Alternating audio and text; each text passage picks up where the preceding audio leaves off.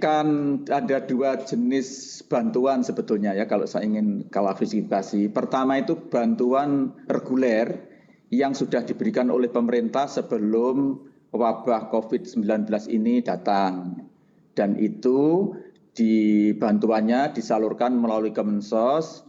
Yang dipakai dasar adalah data terpadu kesejahteraan sosial atau DTKS, yang itu datanya sudah diatur sedemikian rupa, sudah relatif rapi, walaupun memang di sana sini masih dan kemudian bantuan ini skemanya sudah jelas, yaitu pertama dalam bentuk PKH, Program Keluarga Harapan, dan kemudian ada BPNT, Bantuan Pangan Non Tunai.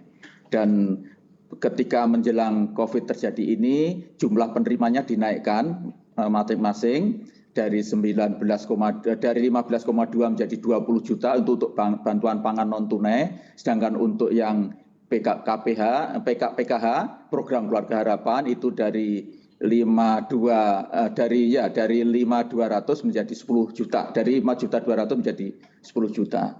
Kemudian ada bantuan yang khusus memang diturunkan untuk menangani dampak dari COVID-19 ini, terutama yang menjadi sasaran adalah mereka yang miskin mendadak, atau kalau disebut miskin kagetan karena ada COVID-19 ini akibat ada PHK, ada sumber mata pencahariannya hilang, kemudian ada pekerja buruh harian yang kemudian diberhentikan begitu saja.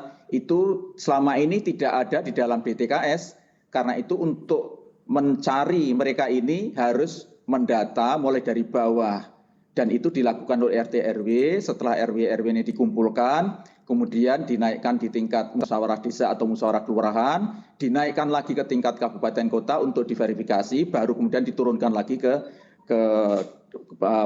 Mensos, diserahkan ke Mensos dan diserahkan ke masing-masing desa dan kelurahan. Inilah yang memang membuat waktunya cukup panjang, dan kemarin saya sudah dipanggil Bapak Presiden untuk supaya dipotong itu prosedur yang berbelit-belit itu supaya segera terrealisasi. Hanya memang urusannya kan ini tidak sekedar bagaimana membagi, tetapi pertanggungjawaban terutama pasca COVID-19 itu, kan nanti ketika masa normal urusan-urusan yang semula dianggap ribut enteng seperti ini nanti bisa jadi perkara panjang ketika di tangan BPKP maupun KPK. Karena itu kita juga harus betul-betul hati-hati, tetap harus datanya harus betul-betul bisa dipertanggungjawabkan nanti kalau memang pada akhirnya kita harus bertanggung jawab gitu.